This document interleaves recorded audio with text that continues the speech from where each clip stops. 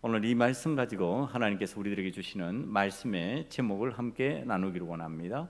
신앙에는 전환점이 있습니다. 다시 한 번 더 크게 해볼까요? 신앙에는 전환점이 있습니다. 전환점이라고 하는 말 뜻은요, 어떤 일이나 상황을 새롭게 바꾸어 나가는 계기가 되는 점을 말합니다. 새롭게 되어가는, 새롭게 바꾸는 그러한 계기를 만들 수 있는 지점, 그걸 전환점이라고 그럽니다. 사람이 살아가다가 보면은 새로운 상황을 맞이하는 경우들이 있습니다. 우리는 지금 코로나19라고 하는 환경적인 새로운 경험을 하고 있죠. 이게 우리들이 원하든지 원치 않았든지 간에 상관없이 우리에게 새롭게 다가온 상황입니다. 자, 이런 상황이 생겼을 때 이제 전환점을 어떻게 우리들이 하나님 앞에서 잘 믿음의 체험으로 바꿀 것인가? 오늘 이제 그 말씀을 하나님께서 우리에게 해주실 것입니다. 새로운 상황이 생겼어요. 전환점을 이루어야 되는데 이때 전환점을 이루지 못하면은 실패한 인생이 되는 경우들이 많습니다. 지금 이제 우리 한국 땅에도요, 자영업을 하는 사람들이 코로나19라고 하는 새로운 환경에 전환점을 이루지 못해서 많은 자영업자가 폐업을 하면서 망하는 상황이 되어버렸습니다. 자, 이걸 어떻게 해서 성공하는 상황으로 하나님 앞에 바꾸어 갈 것인가? 믿음이라고 하는 것, 신앙이라고 하는 것 역시 그렇지 않을까? 어떤 전환점이 왔는데 이 전환점에 내가 어떻게 반응을 하느냐에 따라 가지고 신앙적인 진보, 성장을 할 수 있느냐, 아니면은 정체되었다가 퇴보하고 신앙을 망가뜨리게 되느냐, 이런 문제점이 있다는 겁니다.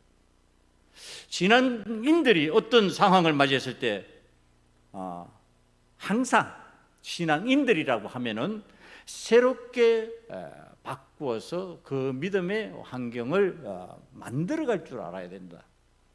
그 신앙의 전환점을 믿음으로 새롭게 할 줄 알아야 된다. 그 사람이 오늘 성경에 등장하는 아브라함입니다. 신앙생활을 하면서 어떤 전환점을 이룰 계기가 생겼는데 이 계기를 믿음의 성장의 기회로 삼아버리는 거죠. 그것을 갖다가 낙심하고 좌절하고 안 되네 그러고 포기하고 하는 것이 아니라 새로운 길을 열 수 있는 사람의 삶의 신앙적 자세, 태도, 이걸 아브라함을 통해서 우리들이 볼 수 있어야 된다는 겁니다. 그러면 믿음의 세계에서만 그럴까? 그렇지 않다. 세상에서도 우리가 이런 일들을 경험할 수 있는데 세상에서 그런 일이 없을까 찾다가 제가 아주 흥미로운 사건을 보았어요.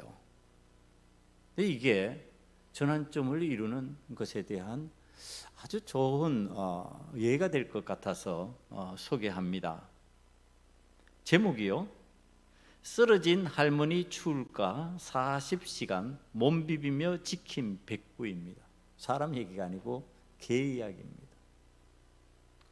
이 백구의 나이가 4살이라고 그래요. 그러니까 개 나이로서는 뭐 작지 않은 나이입니다. 근데 이 백구가 어느 날 주인에게 버림을 받았어요. 좀 안 그랬으면 좋겠어요.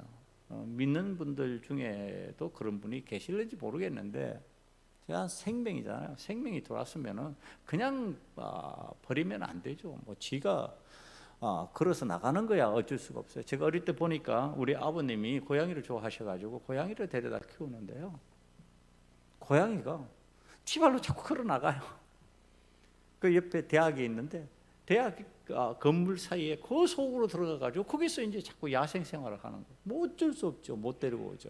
그냥 지나가면서 야옹악을 한번 부르고 치우는 거죠. 뭐 그런 경우들이 아니라면은 자기가 내가 선택해서 내 집으로 끌어들인 짐승이잖아요. 그런데 버리면 어떡하냐. 더군다나 개는요 충직성이 있어서 주인이 버리면 그 자리에서 그냥 지킵니다. 주인이 올 때까지. 주인이 자기를 찾아올 때까지. 대부분의 개가 그렇습니다. 그러니까 지금 이 개도 아마 유기견이 되어가지고 고난을 많이 당했을 거예요. 내용을 읽어보니까 유기견으로 떠돌다가 큰 개에 물려서 죽을 뻔했대요. 그러니까 이걸 어떤 할머니가 불쌍히 여긴 거죠. 이게 그냥 잘못하다가는 또 죽겠구나 하고 저 집에다가 데려다가 치료를 잘 해주고 그 다음에 이 할머니가 이 백부를 키웁니다. 마침 할머니는 자기가 데리고 있던 그 반려견이 죽어서 마음이 좀 상심되었는데 그 개를 대신해서 이 개를 키우는 거예요. 이 치매를 앓던 할머니는요 백부의 재롱에 하루하루 기력을 되찾습니다. 그러다가 어느 날 비가 많이 쏟아지는 날이에요. 비가 많이 쏟아지는 날 이 백부하고 여느 날처럼 이 93세 된 할머니가 나가자 백부가 따라 나가는 거죠. 그러니까 백부를 데리고 나가신 거예요. 그리고 할머니와 백부가 그날 집으로 돌아오지 않았습니다. 그래서 이러니까 집안 식구들이 난리가 났죠. 이거 어떡하냐. 할머니가 이거 잘못하면 객사하시게 생겼잖아요. 우리는 객사라고 하는 개념을 별로 안 좋아하냐. 길에서 죽었다. 별로 안 좋아하는 개념이잖아요. 그러니까 뭐 돌아가시는 건 돌아가시다 할지라도 객사는 안 되지 않느냐. 그러니까 지금 가족들이 막 찾는데 못 찾는 거예요. 인근 축사 폐쇄 회로에 포착된 모습이 마지막 모습이고 안 보이는 거예요. 어디를 찾아도 뭐 할머니니까 멀리는 못 갔겠지 하고 온 동네를 찾는데 못 찾습니다. 이틀째 경찰에 신고를 하고 주민들과 수색에 나선 가운데서도 어떤 성과가 없습니다. 고령의 지병을 앓는 할머니가 빗속에서 어떻게 됐다 그러면 그거 찾아내기가 쉽지 않을 것 같아요. 지금 그 흔적을 찾아내기가 쉽지 않은 상황이었습니다. 경찰이 마지막 수단으로 드론을 하늘에다가 띄웠습니다. 그리고 이제 열 감지를 하는 거죠. 열 감지를 쫙 이제 들판에서 열 감지를 쫙 하는데 백구의 생체 신호가 드론에 잡혔습니다. 그러니까 생명이 있는 어떤 생명체가 지금 논두렁이 있는 데서 이게 잡히는 거예요. 보니까 백구가 논두렁에 쓰러진 할머니 곁을 떠나지 않고 40시간 내내 지키고 있는 겁니다. 발견 당시였대요. 발견 당시에 지금 백구가 할머니 품속에서 할머니 몸속으로 들어가 가지고 백구가 파고 들어간 거예요. 그리고서 몸을 계속 비비고 있다. 그러니까 동물이 본능적으로 알잖아요. 이게 저체온이 되어버리면 죽잖아요. 그러니까 날씨가 겨울이 아니더라도 체온이 떨어져서 저체온증이 걸려버리면 동사하는 거죠. 죽는 거죠. 지금 그러니까 이 백구가 할머니 품속에 들어가 가지고 몸을 계속 비비면서 할머니의 체온이 안 떨어지도록 만드는 거예요. 그러니까 할머니 체온이 유지가 됐어요. 이 백구의 헌신으로 할머니가 건강을 회복했습니다. 그러고 나서예요. 충남도지사가 홍성 소방서를 찾았습니다. 그리고 백구에게 전국에서 첫 번째로 119 구조견으로 명예구조견으로 임명했습니다. 명예구조견이 된 겁니다. 충남 1호 명예 119 구조견 백구라고 쓰인 명패가 달린 계집이 정여되었습니다. 그리고 개니까 선물이 사료고 그 다음에 목줄이고 뭐 이제 그 꽃다발이 수여됐습니다. 임용장도 한 장 주었습니다. 명예소방교, 소방사보다 한 단계 높은 계급이라고 하는데 명예소방교가 되어서 액자를 전달받았습니다. 이 액자가 어디에 걸렸겠어요? 계집에 걸렸겠어요? 할머니 집에 걸렸겠어요? 여러분, 이 개가 유기견의 때를 생각하고 그게 매여 있었다면, 나는 버림받은 개야, 나는 주인이 키우다가 필요 없다고 포기한 개야, 나는 망한 개야, 이런 식의 반응을 하면서 우울하게 침울하게 그렇게 할머니의 사랑을 받아들이지 못하고 있었다고 한다면 이 개는 버림받은 유기견의 모습으로 끝났을 겁니다. 그런데 반려견이 되었다고 하는 것은 지금 자기를 받아들인 그분과 함께 동고동락하는 거죠. 동고동락하는 거예요. 그리고 그 상처를 씻어내는 겁니다. 그 상처를 씻어내는 방식이 어떤 방식이에요? 나에게 도움의 손길을 준 그 할머니에게 헌신하는 거였어요. 그러면서 모든 사람이 인정하는 명견이 되었고 구조견이 되었습니다. 아마 첫 번째 주인에게 그냥 반려견으로 남아 있었다면 유기견의 고통은 겪지 않았을는지 모르지만 그 개가 그렇게 충직한 명견이 되고 구조견이 될 수 있다라고 하는, 구조견의 자질을 갖고 있는 훌륭한 개라고 하는 사실은 알려지지 않았을 겁니다.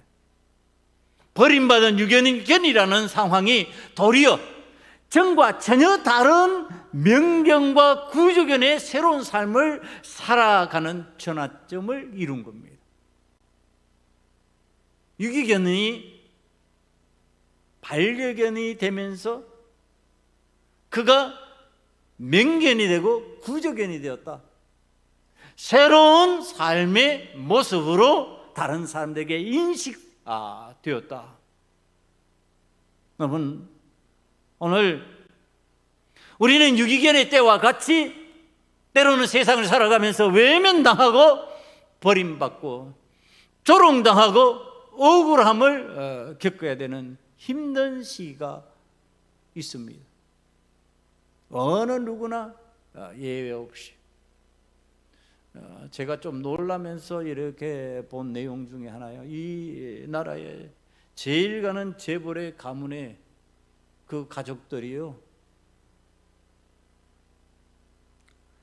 프로포폴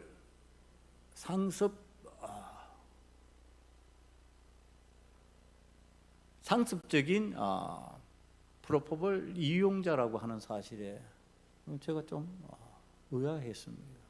이들이 이 많은 재산을 가지고 이 많은 것을 누리면서도 뭔가 불안하구나,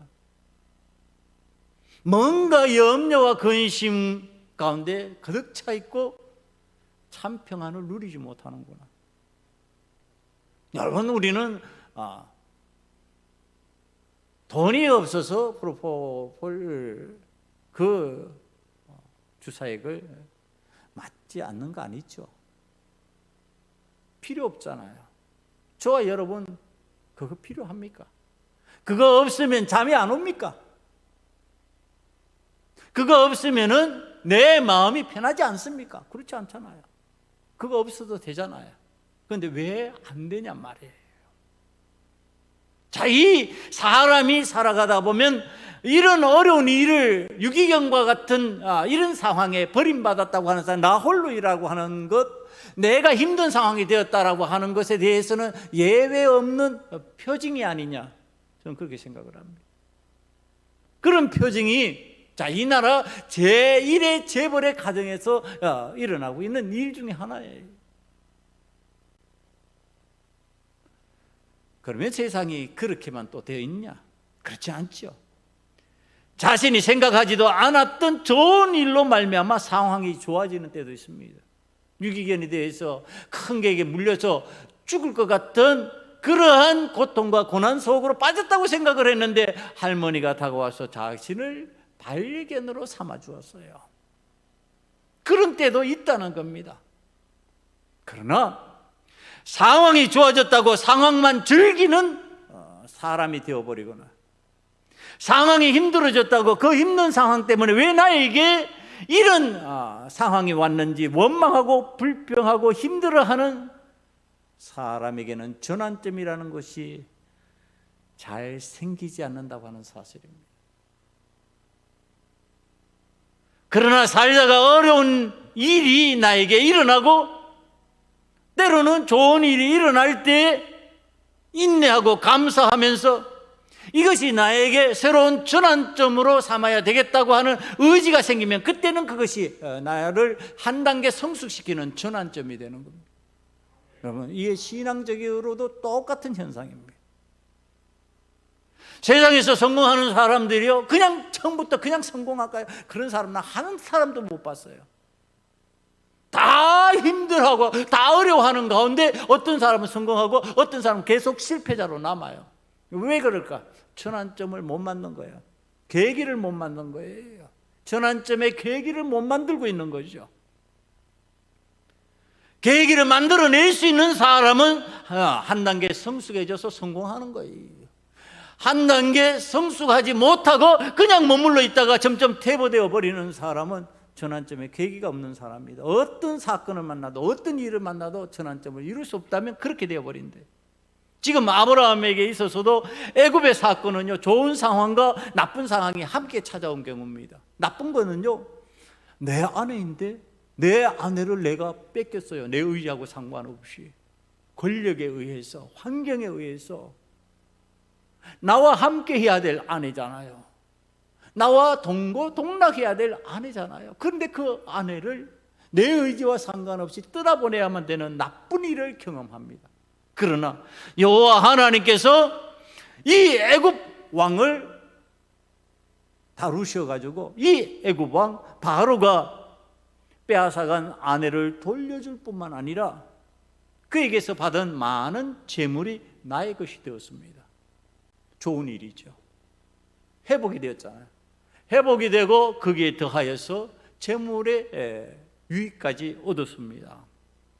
자, 이 아브라함이 경험한 아내의 일, 이 일로 말미암아 경험한 좋기도 하고 나쁘기도 한 상황을 놓고 그 상황을 지금 아브라함은 그래 내가 아니라 어떤 전환점의 계기로 만들고 있다라고 하는 사실입니다.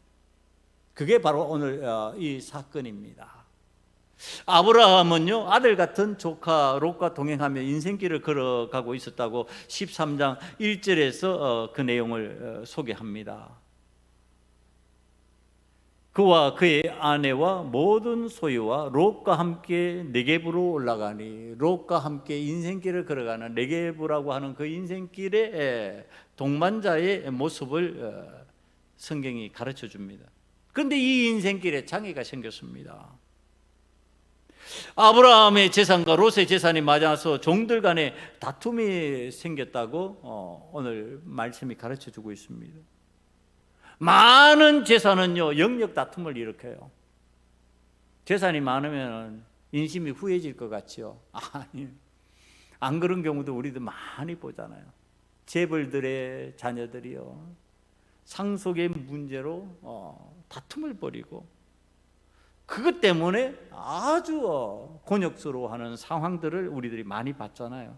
그런데 지금 아브라함의 재산과 롯의 재산이 많아져서 종들 간에 다툼이 생기는 일이 생겼습니다.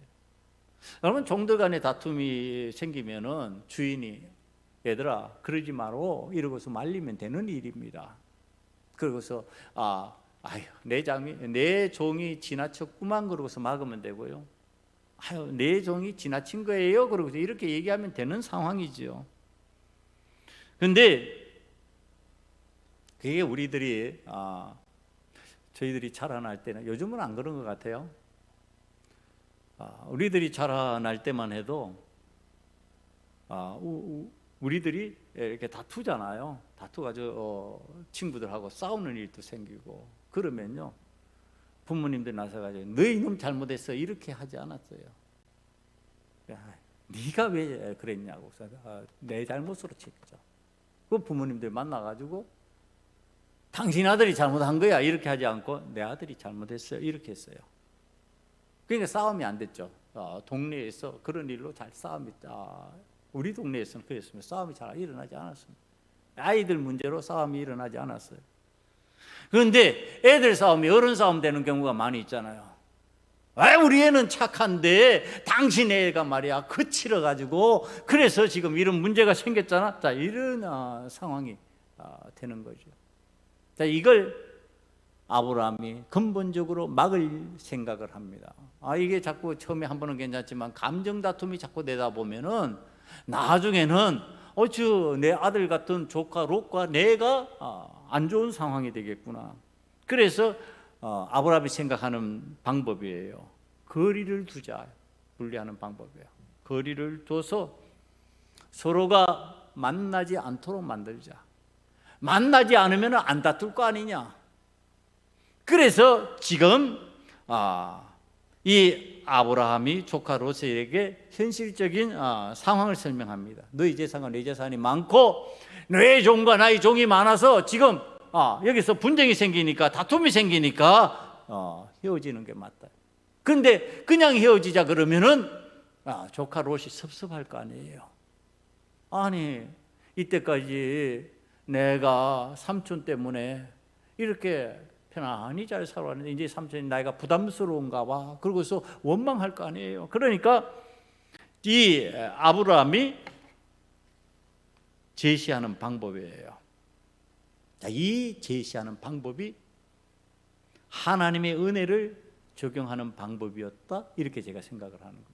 말씀을 묵상하면서 말씀을 준비하면서 이 분리의 방법이 하나님의 은혜를 적용하는 방식이어야 된대. 네, 사람이 좋은 대로 하는 게 아니고. 그러니까 요즘에 큰 대형 교회에서 우리 교회도 대형 교회가 되면은 분립을 대형 교회까지 안 가도 분립을 했으면 좋겠다라고 그렇게 제가 여러분들 앞에서 말하고 생각을 했는데 우리가 지금 이 아브라함의 상황을 보면서 아브라함이 분립의 방식을 취하는 거예요. 많으니까 나누자. 나누면 될 것을 왜 한 곳에서 뽁닥뽁닥 거리느냐. 그러니까 대형교회 중에서 그런 거 있죠. 분립시키자. 분립하자. 그러면은 서로가 서로를 잘 알 수 있지 않느냐. 야, 이제 교인들 간에 얼굴도 모르겠네. 누가 뭐 하는 사람인지 모르고 우리가 공동체 생활을 한다는 것이 이게 말이 되냐. 그러니까 나누자. 참 잘하는 거라고 생각합니다. 그런데 지금 그 분립의 방법이 하나님의 은혜의 방법을 적용하는 거예요. 인간적으로 그냥 쪼개고 나누고 이렇게 해서 감정적으로 하는 것이 아니라 지금 은혜의 방법을 따라 내가 하고자 한다. 자, 그 은혜를 이런 식으로 표현하는 겁니다. 아브라함이 저번 애굽 사건도 롯 알지? 뭐요? 아니 너희 숙모 사건 말이야. 너희 숙모를 내가 애굽의 왕에게 빼앗겼었잖아. 그런데 그 숙모가 하나님의 은혜로 바로 왕에게 간섭하셔가지고 바로 왕의 꿈에 나타나셔가지고 바로 왕에게 어려운 일을 줘서 그가 하나님께서 이렇게 하셨구나 하고 너희 숙모 내한테 돌려보낸 거 너 알지? 예, 알지요. 그때 그러면서 너희 숙모 일로 내가 재산을 애굽의 왕에게 많이 받아서 재산이 늘어난 것도 알지? 알지요. 나는 여호와 하나님의 언약 안에 있다. 나는 하나님께서 언약해 주신 것이 그때 이루어진다고 하는 사실을 내가 믿었다. 하나님은 나와 언약하시는 것을 공치사하고 공허하게 만드는 것이 아니라 진짜 그 언약을 이루시는 분이시다. 나는 그 언약을 믿었다. 나는 그 언약을 이제 믿는다. 그러니까 하나님의 언약대로라면 나는 복을 받은 사람이다. 나는 복을 받았기 때문에 무엇을 해도 성공하게 될 것이다. 무엇을 해도 하나님께서 나와 동행해 주실 것이다. 그러니까 이제 너에게 방법을 지시한다. 너는 선택하라. 너는 너 좋은 것을 먼저 선택하라. 이제 선택권 그것을 갖다가 양도하는 겁니다. 선택의 우선권을 양도하는 겁니다. 여러분, 이걸 저는 신앙적 결단이라고 봤습니다. 신앙이 있기 때문에 하는 결단. 세상적으로는 절대로 하지 못할 것. 세상에서 이거 잘 못하는 겁니다. 양보한다, 우선권을 준다, 좋은 것을 넘겨준다. 그거 망하는 방법 중에 하나입니다. 세상 사람들은 그렇게 생각합니다. 우선권을 빼앗긴다, 선택권을 빼앗긴다, 그러면 망하는 거다. 여러분, 요즘 정치판 보면서 한번 보세요. 거기에 양보라는 게 있는지, 우선권을 넘겨주는 게 있는지.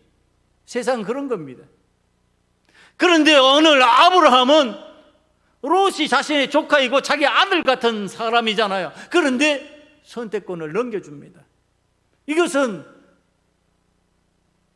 윗사람의 권한이에요. 족장의 권한이에요. 내가 족장으로서, 내가 이 공동체를 이끄는 사람으로서 이 권한을 내가 갖고 가겠다? 말 못하는 거죠. 그렇게 돼 있으니까 세상은. 그런데 하나님의 은혜를 체험하고 하나님의 언약을 내가 체험하고 난 뒤에, 언약에 하나님께서 복을 주시고 그 언약을 이루시는 것을 체험하고 난 뒤에 내가 하나님 앞에 지금 롯을 간증하는 거잖아요. 롯에게 간증하는 거죠. 하나님의 은혜를 간증하는 거잖아요. 롯아, 나는 이런 하나님의 은혜를 체험했다. 너도 알지 않느냐? 너도 체험했지 않느냐? 너 하나님의 은혜 보지 않았느냐? 그러니까 나는 그 하나님을 믿고 너에게 양도한다. 우선권, 선택권 양도한다. 그러니까 너가 선택하라. 너라 우선권을 가져라. 여러분, 이게 신앙적 결단으로 이어졌다. 신앙적 간증을 했을 때요. 우리 신앙인들이요. 여러분, 하나님 앞에서 신앙적인 간증을 했으면 간증으로 끝나버리면요, 별 효과 없어요. 간증을 하고 난 다음에 내가 어떻게 되냐? 결단을 해야 되는 거예요. 간증만 하고 끝나는 건요, 그냥 이야기거리만 내는 거예요. 이야기꾼이 되어버리는 거예요. 간증을 하고 난 다음에 내가 결단을 해야 돼요. 그 결단을 해서 그것이 실제로 하나님께서 함께 하신다고 하는 증거를 보여줘 버려야 돼요, 여러분. 여러분들은 하나님 앞에 신앙적 결단을 할 수 있는 자가 되기를 간절히 축원합니다. 하나님 앞에서 결단하는 거예요. 자, 이제 이런 아브라함의 결단이 있으면요, 우리 생각이 그렇잖아요.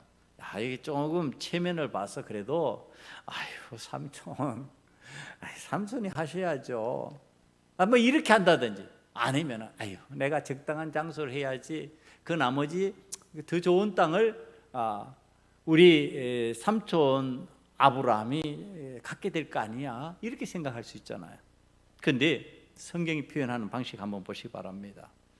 자, 이 롯이 선택하여 가는 곳을 이렇게 10절에 설명하고 있습니다. 10절을 보면요, 이에 롯이 눈을 들어 요단 지역을 바라본 적 소알까지 온 땅에 물이 넉넉하니 여호와께서 소돔과 고모라를 멸하시기 전이었으므로 여호와의 동산이 뭐죠? 에덴 동산이에요. 에덴 동산 같고 애굽 땅과 같았더라. 여러분, 욕심껏 내가 차지하는 거죠. 욕심껏 내가 그것을 획득하는 거예요. 지금 소돔과 고모라를 멸하시기 전이었는데 거기가 사람들이 많이 선택하는 좋은 장소라는 의미로 이렇게 표현을 하는 거예요. 여호와의 동산 같고, 누구의 눈으로 볼 때? 그것을 선택하는 사람들의 눈으로 볼 때 그것은 여호와의 동산 같고 애굽 땅과 같다. 애굽 풍요가 있는 땅, 넉넉한 곡식이 있는 땅, 그러한 곳 같더라. 지금 그 얘기를 하는 겁니다. 여러분, 지금 선택한 곳이 에덴 동산 같고 넉넉하게 넘치는 풍요가 있는 장소 같으면 그 반대쪽을 이제 내가 택한다고 그러잖아요. 롯에게, 자, 너에게 선택권, 우선권 내가 양도하마. 그러니까 너 선택해라. 그러면은 나는 그 반대쪽을 취하겠다고 그랬으니까. 그 반대쪽을 취하면은 그 반대쪽은 어떻다는 뜻이에요? 에덴 동산 같다면은 그 반대쪽이요. 축복의 땅 에덴이 아니라면 저주의 땅 어떤 곳이 되는 거예요? 어떤 사람?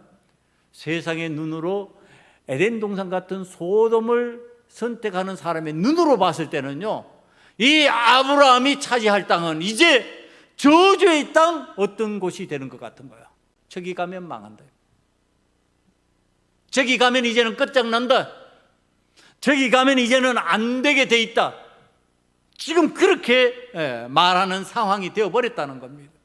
그런 판단을 해야 되는 상황이 되었다는 겁니다. 롯의 반대편을 선택한다는 의미는 그런 극단적인 위기 상황을 지금 설명하고 있는 겁니다. 지금 아브라함은 롯의 선택으로 말미암아 좋은 것을 다 잃어버리는 위기 상황으로 들어가는 그런 사람의 모습으로 지금 성경이 표현하고 있습니다. 여러분, 이쯤 되면 어떨까요? 이쯤 되면은 우선권 줬더니, 선택권 줬더니 정말로 너무하네, 이렇게 말할 거 아니에요. 그 어떤 목사님이 은퇴를 하시면서요, 교회 이제 부교육자들 은퇴하면요, 부교육자들은 거기 사역하던 사람이 다 일단 정지를 합니다. 그래 다음에 오시는 분들이 목회를 잘 할 수 있으니까. 그러니까 다음 오시는 분에 대해서 목회에 여유를 가지고 할 수 있도록 환경을 만들어 주느라고 같이 있던 목사님들에게 자 이제 각자 선택하는 방법을 따라 교회를 분립하거나 이렇게 해서 선택해서 나가십시오. 그러고서 이제 기회를 줬어요. 어떤 목사님이 개척한다고 나갔는데 교인들이 얼마나 많이 따라 나가 버렸는지,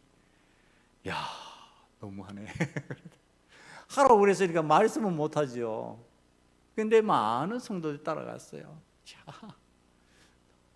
해도 너무하네. 목사님 서운하다는 뜻이 아니고 그렇게 많은 숫자가 따라갔대요. 그리고 이제 그런 마음이 들잖아요. 여러분, 지금 내가 선택하라 그런다고 해서 물이 풍성하고 많은 사람이 선택하고 기름진 땅이고, 누가 봐도 이것은 에덴 동산 같은 그런 복받은 땅이라고 생각하는 거, 그것을 차지하면요, 그럼 남은 반대쪽은요, 반대쪽은 빈곤한 땅이에요. 물도 잘 없고 우물을 파야 되고 힘들고 어렵고 답답한 그러한 곳이에요. 그런데 아브라함이 어쨌다고요? 해도 너무하네, 이런 소리 안 했어요. 아브라함은 그냥 됐네, 그렇게 하지 뭐.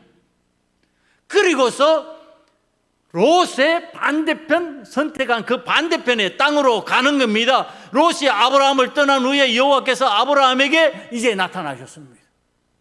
그 반대편 땅, 에덴의 반대편, 저주의 땅이라고 세상의 사람들이 볼 수 있는 그 험악한 그러한 상황의 그곳, 이 성경적 표현을 보면 그렇다는 겁니다. 그런 어떤 상황에 처해 있는 아브라함에게 하나님께서 나타나셨어요. 그리고서 말씀하시는 걸 이 아브라함이 듣습니다. 여러분, 아브라함이 롯에게 자, 나는 괜찮아, 너가 그거 선택했냐? 괜찮아. 너가 소돔 선택했냐? 괜찮아. 너가 기름진 땅 선택했냐? 괜찮아. 에덴 동산의 반대편이라 할지라도 황무지라 할지라도 괜찮아. 세상 사람이 망할 곳이라고 말해도 나는 괜찮아. 왜? 여호와 하나님께서 황무지가 변하여 옥토가 되게 하실 것이 약속된 내용이니까, 망할 곳을 흥하게 하실 것이니까.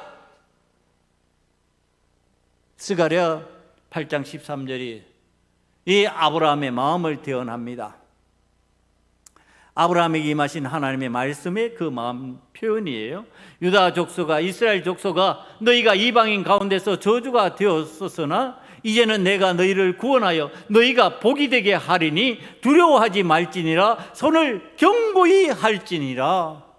네, 이 말씀이 아브라함에게 그대로 임하신 말씀과 같은 거죠. 아브라함아, 염려하지 마라. 두려워하지 말라. 내가 너를 복되게 만들어 줄 것이다. 네 손을 견고하게 만들어 줄 것이다. 네? 롯은 눈을 들어서 세상의 안목으로 선택했지만 너는 믿음으로 선택했지 않느냐? 믿음으로 이곳을 선택했으니까 내가 너와 함께 하겠다. 여러분, 아브라함의 신앙의 전환점에는요, 여호와 하나님의 은혜를 체험한 신앙이 있는 거예요. 여호와 하나님의 은혜를 체험하면 된다. 인생의 전환점은 하나님의 은혜를 체험하면 되는 것이다. 여러분, 성령 체험해야 된다. 하나님의 영을 체험하면요, 어떤 현상이 일어날까요? 체험이에요. 하나님의 영을 체험하면 성령 하나님께서 나와 함께 하신다는 사실 때문에 어떤 악한 영들도 나에게 있어서는 두려움의 대상이 아니에요. 어떤 악한 영들의 현상에도 두려워하거나 염려하지 않습니다. 왜? 하나님의 영이 성령께서 나와 함께 하시기 때문에 그렇습니다. 여러분, 이 체험이 굉장히 중요합니다. 예수 그리스도의 십자가 은혜를 내가 체험했어요. 체험한 신앙인이 되었다면, 하나님의 은혜를 체험하고 내가 어떤 신앙적 계기, 전환점을 내가 경험하고 있다면요, 어떤 고난도 두려워하거나 염려하지 않습니다. 왜? 십자가의 은혜가 내 속에 있기 때문에 그렇습니다. 여러분, 아브라함이 믿은 그대로 하나님께서 아브라함에게 나타나셔서 하시는 말씀입니다. 자, 네가 눈을 들어서 봐라. 동쪽, 남쪽, 북쪽, 네가 눈을 들어서 다 사방을 바라보아라. 이곳이 사람들이 선택하지 않는 장소이냐? 그러나 너는 선택했느냐? 내가 양보했느냐? 내가 우선권을 포기했느냐? 내가 너와 함께 하겠다. 내가 언약을 이루어 주겠다. 이 땅을 너의 후손들에게 주어서 영원히 복된 곳으로 만들어 주시겠다. 14절 15절 말씀이 그 말씀입니다. 15절 말씀이에요. 보이는 땅을 내가 너와 내 자손에게 주리니 영원히 이르리라. 그리고 17절 말씀 한번 보실까요? 다시 말씀하십니다. 너는 일어나 그 땅을 종과 행으로 두루 다녀보라. 내가 그것을 내게 주리라.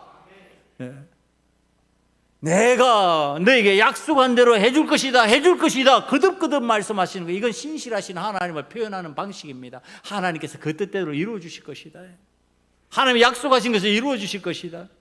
아브라함은 이 신실하신 하나님의 언약을 믿고 믿음의 예배를 드립니다. 여러분, 18절이 그 내용입니다. 제단을 쌓았다. 믿음의 예배를 드리는 거죠.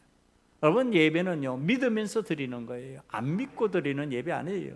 내가 믿음으로 하나님께서 언약을 이루어 주신다고 하는 것, 그것이 내 삶 속으로 들어와 버리는 겁니다. 그게 믿음의 예배예요. 예배를 통해서 복을 받는 겁니다, 여러분.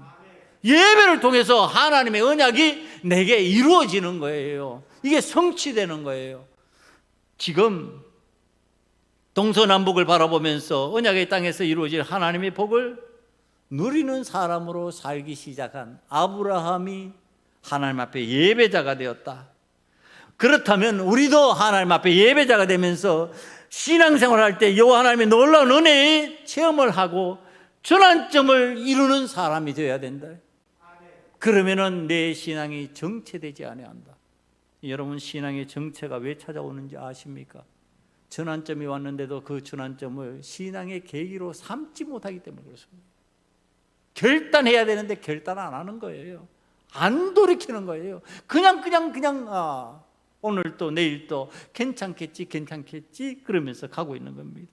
여러분, 오늘 우리는 롯과 아브라함 두 사람의 등장을 바라봅니다. 내가 좋아하는 것을 선택하면서 믿음의 계기로 삼지 않는 사람, 내가 나쁜 것을 선택하면서도 믿음의 신앙적 계기로 삼아 전환점을 이루는 사람, 여러분, 어떤 사람이 되기를 원하십니까? 믿음의 계기를 만들 줄 아는 신앙의 전환점을 내 삶 속에 이루어가는 아브라함 같은 사람. 여러분, 그때 그에게 하나님께서 어떻게 하신다고요? 언약하신 것을 이루어 주신다고요. 약속하신 것을 이루어 주신다고요. 나는 언약 하나도 안 지키면서, 나는 하나님 말씀대로 결단하지 않으면서 하나님 나에게 복을 주십시오, 하나님 나에게 하나님이 약속하신 것 이루어 주십시오. 여러분, 언약은요 쌍방간이에요. 쌍방간에 하나님 앞에서 약속을 이루어 나가는 거예요. 하나님 앞에서 우리의 믿음이 불변해야 돼요. 하나님께서 나와 함께 하시될 것이라고 하는 그 믿음에 대한 불변이에요. 하나님을 믿는 믿음이요, 흔들리고 요동치고, 그런데도 잘 되더라 그러면요, 그 문제가 있잖아요. 여러분 그렇지 않아요? 나 하나도 안 믿는데 되더라, 그건 문제 있잖아요. 하나님 앞에서 요동하지 말아야죠. 하나님 앞에서 언제나 하나님의 약속을 붙잡고 언약 안에 살아나가야죠. 그래야지 지금 믿음의 결단이 나오게 되고, 그 믿음의 결단을 따라서 선택한 곳이 비록 나쁜 곳이라 할지라도, 세상의 사람들이 볼 때는 저주의 땅 같아 보이는 장소라 할지라도 하늘의 복으로 충만케 된다고 하는 사실, 그것이 바로 복된 장소, 은혜의 장소가 되고, 그것이 약속의 땅이 되어서 내 후손이 그 위에서 믿음 생활하고, 그 위에서 하나님의 영광을 체험하고, 그곳에서 하늘의 능력을 체험하는 역사가 일어날 것 아니냐. 여러분, 그 좋은 것 선택한 소돔 어떻게 됐어요? 우린 다 알잖아요. 소돔에 유황불이 내려서 소금 기둥이 다 되어버리고 멸망한 땅이 되어버렸잖아요. 여러분, 하나님 앞에서 지금 신앙적 전환점을 이룰 수 없는 사람이 된 롯은 그냥 소돔에 들어가서 그냥 그렇게 그냥 계속 사는 거예요. 그러니까 우리가 이미 다뤄서 알고 있지만 롯은 그곳에서 전도한 사람 제대로 못했어요. 자기 사위조차도 전도하지 못했어요. 다 불신했어요. 하나님이 이곳을 멸망시킬 것인가, 함께 나아가자 그래도 다 고개를 쩔레쩔레 믿지 않았어요. 여러분, 그게 무슨 뜻일까요? 거기에서 그냥 대면대면 살아갔다는 겁니다. 그가 하나님을 믿지 않은 것은 아니었겠죠. 그러니까 그는 여호와 하나님의 말씀을 듣고 그것을 탈출하는 사람이 되었지만, 그는 거기에서 그냥 되는 대로 살아갔겠지요. 전환점 못 이루었지요. 그러니까 거기가 멸망의 장소, 내가 선택했는데 가장 좋은 것이라고 보았는데 그것이 멸망하는 장소가 되어버렸지요. 그런데 아브라함은 그렇지 않았잖아요.